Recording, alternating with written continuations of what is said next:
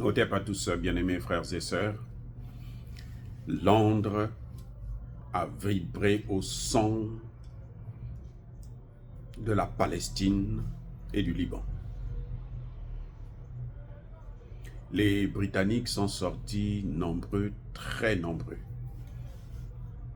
Ce sont des dizaines de milliers de gens qui sont sortis à Londres pour marcher contre Benjamin Netanyahou, le premier ministre israélien, pour demander à ce qu'on puisse arrêter les bombardements au Liban. Parce qu'à Gaza, c'est fini déjà. Ils ont terminé avec Gaza, donc maintenant on va vers le Liban.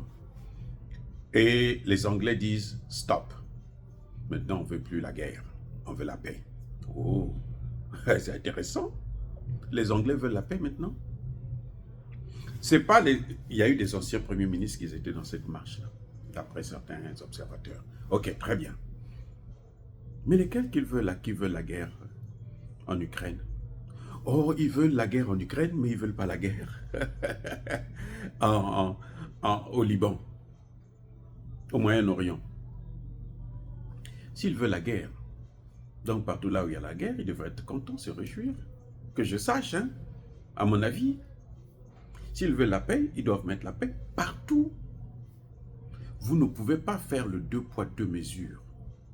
Qu'est-ce qui peut justifier que Londres puisse être contre la guerre en Ukraine, et plutôt en Israël, au Liban, au Proche-Orient, et qui veut la guerre en Ukraine? Comment expliquer ça?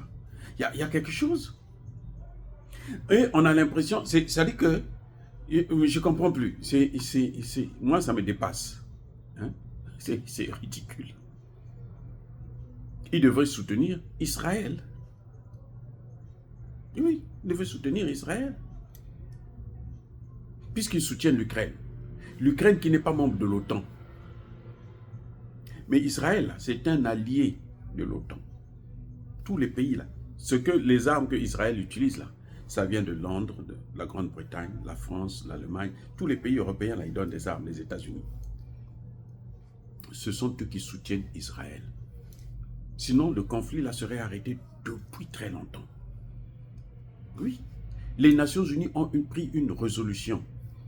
Il y a plus de 20 ans, 30 ans même de cela, où il fallait 2 États. Lesquels qui ne veulent pas qu'on applique ce principe. Mais c'est bien les gens là, les Européens et les Américains.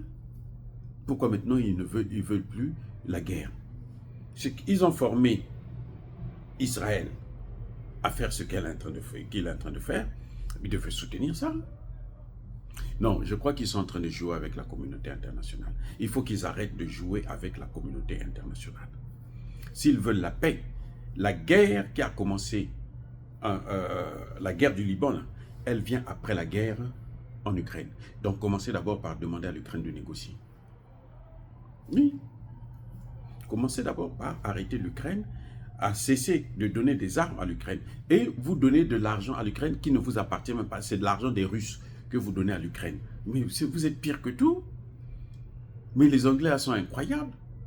On a rasé Gaza devant eux. Ils ne se sont pas plaints. Maintenant, ils disent non, il faut arrêter la guerre. Il faut arrêter la guerre au Liban. Ah oui, parce qu'ils ont compris. L'agence de l'énergie atomique a dit, l'Iran a maintenant l'arme nucléaire. C'est pas moi qui le dis, c'est l'agence. L'agence que eux, ils ont créée. Elle dit, l'Iran a ça. Il en a au moins 3.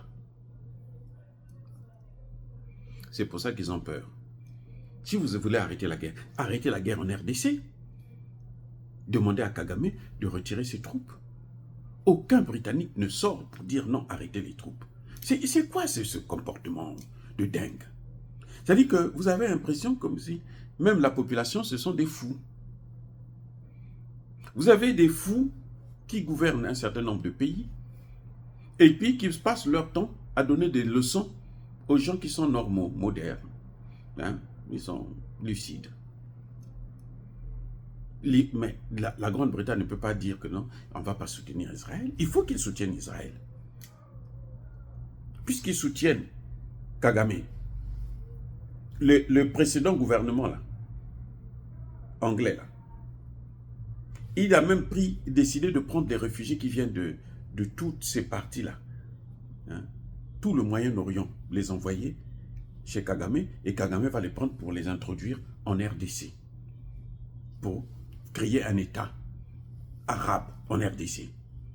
Mais attendez, mais ils se moquent des gens. Moi, ça, franchement, ça me dépasse, je ne comprends pas. C'est tellement ridicule. Les Anglais, maintenant, vont marcher pour demander à Israël d'arrêter les bombardements à Gaza. Et plutôt au Liban. Ils ont déjà rasé Gaza. C'est comme Emmanuel Macron qui se lève maintenant un matin, il dit, bon, écoutez, n'on donne plus des armes, nos armes, il faut pas les utiliser à Gaza. Oh. Mais Gaza, c'est fini déjà, le dossier est clos de Gaza. Gaza n'existe plus. Ah bon, la cendre de Gaza, oui. Voyez comment ils se moquent de nous? Ils pensent que nous, on ne comprend pas leur petit jeu. Et puis ils vont au Moyen-Orient, là, plutôt en Ukraine. Ce sont eux les premiers, les Anglais, là, qui demandent à ce qu'on puisse tirer en profondeur en Russie. Parce qu'ils savent que la Russie va riposter. Ils savent que la Russie va riposter, mais de façon forte. Depuis qu'ils ont commencé avec ces jeux-là, vous voyez comment la Russie est en train d'occuper maintenant les territoires. Il y a un problème avec ces gens de l'OTAN. Ils sont devenus dingues. Vous voyez, donc franchement, moi je trouve ça ridicule. Il y a des gens qui apprécient, qui disent à Netanyahou, il faut écouter. Non, mais Netanyahou ne peut plus écouter puisque ce sont eux qui l'ont formé. Ils doivent assumer leurs responsabilités. Et avec Netanyahou, au lieu de venir nous faire croire que eux maintenant ils veulent la paix. Ils veulent la paix et puis ils sont en train d'envoyer des armes en Ukraine. Mais ils ne veulent pas la paix. Ou bien ils ont peur maintenant du Moyen-Orient parce qu'ils savent que les Arabes commencent à s'entendre un peu. Et puis bon voilà, donc on va arrêter ça. Non, ça suffit.